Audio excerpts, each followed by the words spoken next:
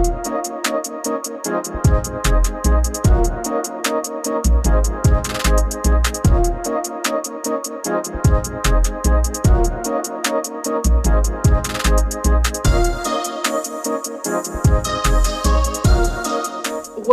to For the Common Good with Juanita, a show where we inform, inspire, and empower our communities, businesses, and people just like you. I'm excited about the show today. When you think about strengthening relationships in the community, you think about community outreach, you probably don't normally think about the FBI. But that's what we're talking about today. As a matter of fact, the Community Outreach Program of the FBI was created just for that reason, to strengthen relationships in our communities, religious groups, minority groups, school. Why is that important? Well, our next guest is going to tell us. We're talking to Vanessa Torres. Welcome to the show, Vanessa. Thank you. It's an honor to be here today. I am so excited to have you. Vanessa is the FBI Diversity Coordinator in Norfolk, Virginia. She began her career in the FBI in 2008. So she is a seasoned FBI resource here. And she began as a community outreach specialist. That is so exciting. Vanessa, I wanted to ask you, you've had such an amazing journey. How did you end up in the FBI of all the places that you could have been? Yeah, that's a great question, and it's one that I answer often, and because being in the FBI is not something that I always wanted to be when I grew up. Mm-hmm. It wasn't my goal in life, as it has been for some of my colleagues. I kind of just got into this position because of my background in communications. Before working in the FBI, I was already with the Department of Justice, and I was working in the Federal Bureau of Prisons, where I served as a teacher. I served as a parenting program coordinator, so I was already doing some outreach in the prison system, and I wanted to get out of that system and do something with the community, and I applied for this position. I moved here from New Jersey to work in this position, and I've loved it ever since. I meet some incredible people, I can imagine. Which I hope we'll be able to talk about a little later. Absolutely. Wow. Now, why would you want to do outreach? I mean, what is the we talked about the fact that the FBI does this outreach. What are some of the reasons why they would want to do outreach in the community? Why is that important to the FBI? Well, first of all, the outreach program of the FBI has been around since the late 80s, early 90s. So it's not a new program. However, back in the 80s and 90s, when the program was founded, it was focused primarily on young people. And we focused on teaching young people how to stay away from crime and how to make good choices, how to stay away from drugs. It was very similar to the DARE program that young people go through even today. And while the FBI still does those things, and I still speak with young people on a regular basis, we've now focused our efforts on businesses, on the faith-based community, on promoting diversity and inclusion, because we understand that those aspects of the community are just as important as working with young people and as teaching kids how to, for example, stay away from cyber threats and things like that. So we've just added a variety of initiatives to what we were already doing. And so after 9/11, the community outreach program became even more important. I can imagine. Because now we're teaching our communities how to report crime. We're teaching communities how we work with our local, federal, and state partners, and they get a clearer view of what the FBI actually does. Oh, that's awesome. I can imagine programs may differ depending on the community and the needs of the community. So there are different programs maybe that you would cater to certain communities? There are different programs. So the FBI has 56 field offices throughout the United States. And every field office has a community outreach specialist. In the community outreach program, we have several staple programs that are run throughout each state. For example, we have the Citizens Academy, we have teen academies, we have multicultural groups that we talk to on a regular basis. Those are staple programs that are available in every field office. However, you might have a program in the Atlanta region that you may not have in the Virginia region, because it's based on the demographics of the area, and it's based on the communities that you're serving, and even based on the threats locally. So what are some of your favorite programs? My favorite program is the Citizens Academy program. In our region, we have an 8-week course that we offer the community. And community leaders, we select up to 25 people every year, and we bring them into the office for a period of 8 weeks, every Wednesday night for 8 weeks. Wow. And we give them an inside look at the FBI. We help them to understand what our mission and what our priorities are. They get to meet our executive staff members. They get to learn about evidence response, how the FBI agents work, for example, to lift fingerprints in a crime scene. And they even get to shoot some of the weapons. We have a range day, and they get to shoot some of the weapons that our agents shoot. So it's a great way to build the relationships that we need to build in the community. But it's also a fun way to be able to show people what we do and to make long-lasting partnerships with these people. So that is my favorite program here out of this region in Virginia. That's really exciting. So do people apply to be in the program? They have to be selected, and I can imagine you probably get a ton of responses. That is correct. So we get a lot of people who are interested. We have an application process. Every field office has an application process, which typically begins online. They submit their applications, background checks are required, and from those people that apply, most offices select between 20 and 25 applicants. Now, locally in Virginia, we get to take our applicants to Quantico, which is where our special agents train. Most offices don't get that opportunity, obviously, if they're different sides, different parts of the country. So we have that advantage here. But when people apply, it's usually people who are very involved in the community. They're leaders in the community, and that's what we're looking for. The FBI is always looking to make friends with those community leaders that serve our, our AOR is what we call it, our area of responsibility. So what age group are you looking at? Well, for the Citizens Academy, it's not a particular age group. These are all adults. They're either business owners or leaders in their respective communities. A lot of times they're civil rights advocates. So we select people from diverse backgrounds to be a part of this program. Wow, that's really exciting. Well, we're going to take a break, and we'll be right back.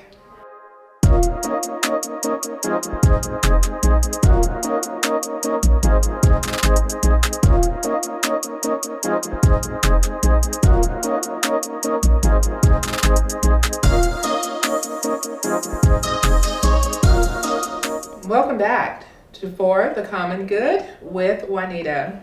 And we have been talking to Vanessa Torres, who works with the FBI. And I wanted to ask you, Vanessa, particularly, we were talking about community programs. There's one program I know that you've mentioned, Future Agents and Training Program, is for our young people. I'm really interested in hearing about that. The Future Agents and Training Program falls under the umbrella of the FBI's Teen Academy. It's one of those staple programs that are held in different field offices throughout the United States, but every field office has a special name for it. Okay. In our office here, it's Future Agents in Training, and it's for students between the ages of 16 and 18 years old. And we like to select students who not necessarily have an interest in the FBI, but an interest in law enforcement.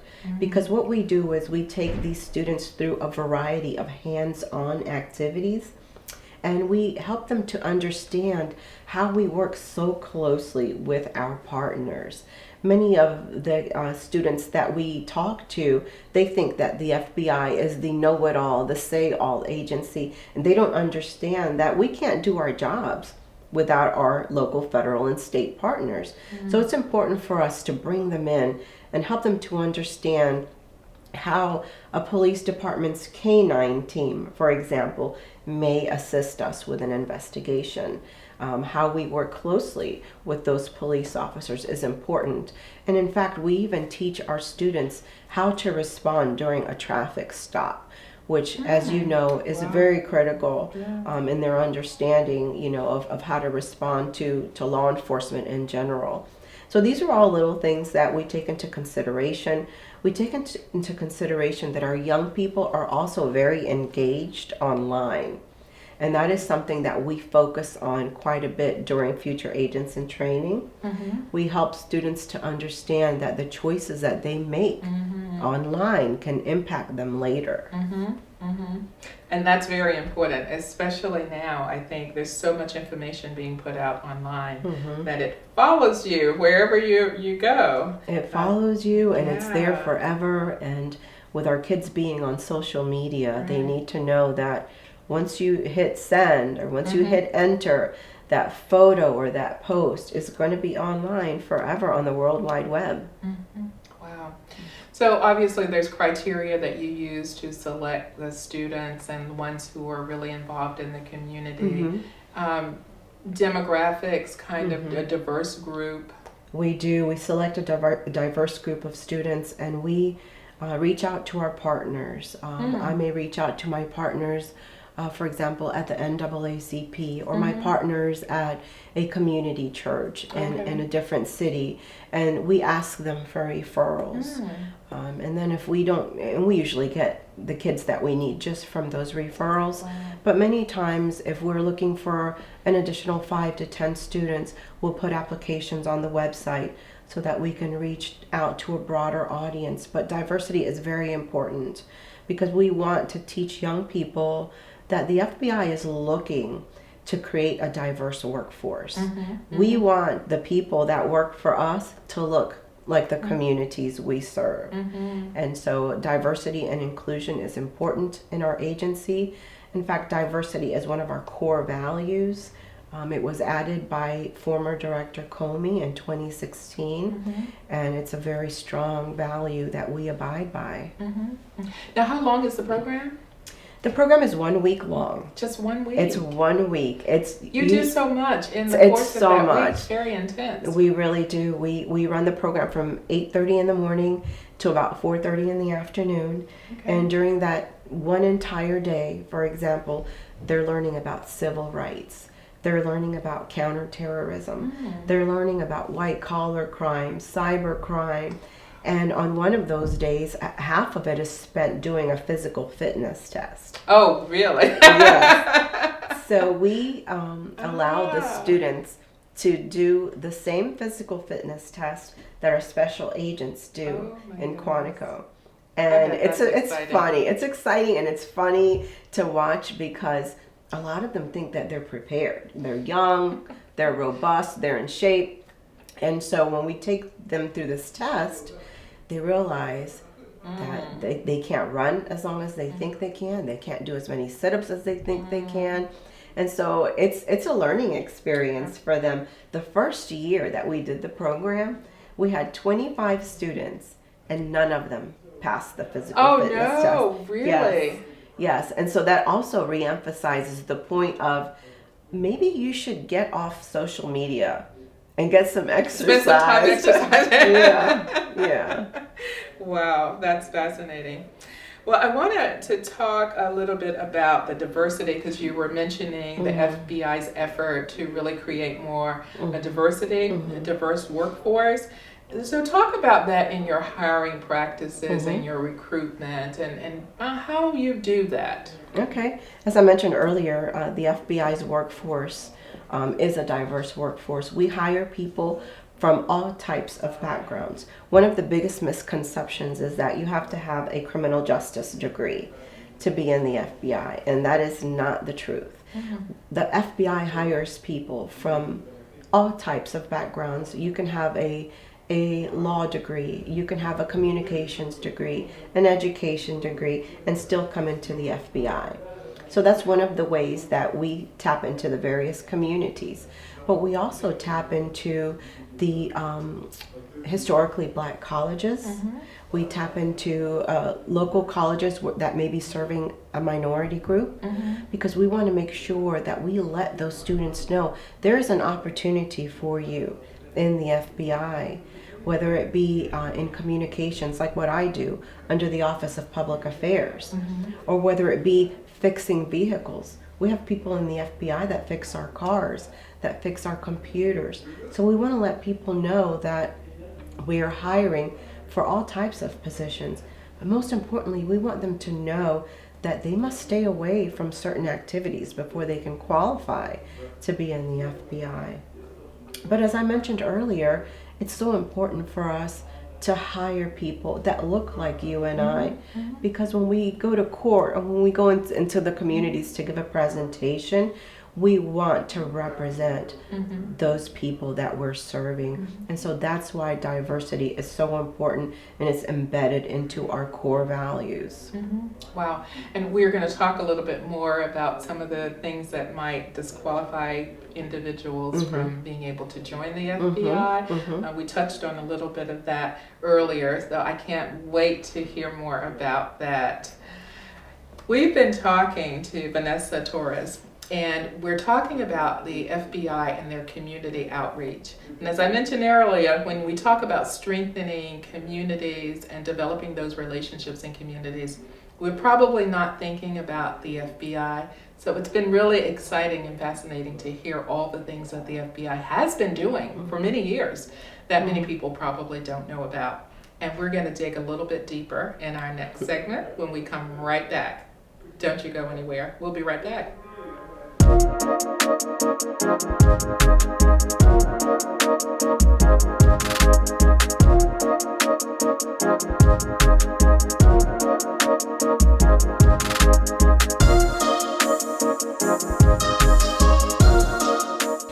Welcome back to For the Common Good with Juanita, and talking today to Vanessa Torres, and we've been talking about the FBI and the community outreach and recruitment and diversity within the FBI. And I wanted to find out a little bit more, Vanessa, about getting people into the FBI. I know someone that's looking at this show wondering, I wonder if that's something I can do, and how can I go about being in the FBI. So I want to talk about the requirements that for a special agent to be in the FBI. What types of things are we talking about here? That's a great question. I'm glad you asked that, Juanita. So in the FBI, we have various jobs, not just special agents. We have professional support jobs. We have linguist positions. We have intelligence analysts. So not everyone in the FBI is a special agent and carries a gun and goes to Quantico. But since you asked, I'll talk to you about how to become a special agent. Special agent, yeah. In order to be a special agent, there is an age requirement. You have to come into the FBI between the age of 23 and 37. That's the first requirement. The second requirement is that you have to have a minimum of a bachelor's degree to come in. As I mentioned earlier, your degree can be in any field. So we have, for example, agents that were former biology teachers who are now working weapons of mass destruction. We have agents in our office who were former attorneys who are now working for our legal program. So that's why it's important that you come in with any background and any experience. In fact, we tell people if you want to be a special agent in the FBI, get as much experience as you can. Work in the job that you absolutely love first before you come into the FBI, because being in the FBI is a calling. It's something that you're going to do more than likely after you've had your 3 to 10 years of work experience. So that's the second requirement, is that you have to have a minimum of 2 years of work experience. And so I can imagine is it really important to look at different fields? People coming in different sectors with different backgrounds to be in the FBI. Is that important? It's absolutely important to be well-rounded.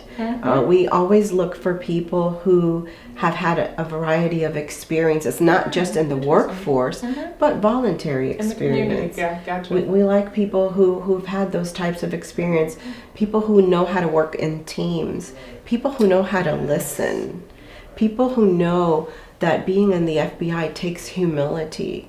One of the things that our applicant coordinator focuses on is to tell our applicants, when you're coming into the FBI as a special agent, you have to be a great communicator, because you want people to confess things to you. You want people to be able to talk to you freely about some of the things that they're going through in life. And if you're not a good communicator, then you're not going to be good at that job. So we have young people today that are used to texting and communicating over electronic platforms, and all that's great because that's the era that we live in, but we also have to remember to hone the skills that we do have. And so we tell our young people fresh out of college, you're likely not going to become a special agent straight out of college. Even though our age requirement is minimally 23, most of our agents come in at the age of 32, 33. That's when our new agents typically come into the FBI, because by then they've had a plethora of experiences that will help them with their investigations, with their communications. And so it's very important to do what you absolutely love. We don't want people to go to school for criminal justice just because they want to be in the FBI. We want people to work in the nursing field, to be teachers. We want people to do those things that they were called to do. And then later feel like, you know what, the FBI is a great step up for me. It's a great way to finish off my career. Excellent. Well, they're probably those same individuals who they may have a lot of experience, but there are things that may disqualify them from being in the FBI. Oh, yes. So what things are we talking about here? So we have, of course, one disqualifier automatically is the use or the selling of illegal drugs. The use and the selling of illegal drugs, right? You will be disqualified automatically. We have a very stringent marijuana use policy. We realize now that it's becoming legal in most states, the use of medical marijuana, but we emphasize that in the federal Bureau of Investigation, the use of marijuana is illegal. So we do not accept applicants who have used within the last 3 years. So we need to let people know that. And of course, you have to have a clean criminal background. The FBI goes all the way back to your 18th birthday. And for a lot of people are going, oops. Yes, and they're going to interview your pastors, your neighbors. They're going to interview people that you've had close contact with that know about your character. And so that's why it's important for people to know the choices that they're making, how they can impact them later. So that's something that's very important, because you will have to undergo a polygraph, which is a lie detector test, and they will ask you questions about your drug use, about your online presence even. Some people are disqualified based on things that they confess. They posted online? Yes, wow. They've posted online. And so those are things that are very important to the FBI. So background, 4 years of college, at least 2 years of work experience. And of course, you have to have the age requirement of being between the age of 23 and 37. Now, these are the requirements for special agents only. Okay. Remember, I said the FBI hires professional support. So in order to come on board as a professional support staff member, you do not have to be between the age of 23 and 37. Now, they would still do the background checks? They would still do the background check, but you don't have to have that age criteria. Because as a professional support staff, you're not carrying a gun. You don't have to do the physical fitness test every year. So Right. you don't have to go to Quantico for 22 weeks like our agents do. Professional support staff come in with their degrees, and they work in a variety of positions, like I do, for example, working in public affairs and community outreach. But we have a lot of professional support staff that come in even after they retire from the Navy, and they can work, for example, in human resources. They can work as secretaries. They can work as administrative assistants. So we have those people in the FBI who work in partnership with the agents. We support the mission and the priorities of the organization. Wow. Vanessa, this is so exciting. And Good. thank you so much Thank for you. sharing all of this information on the show. Thank you so much for having me today. Vanessa Torres is the FBI Diversity Coordinator. Thanks again. Thank you. And you've been watching For the Common Good with Juanita.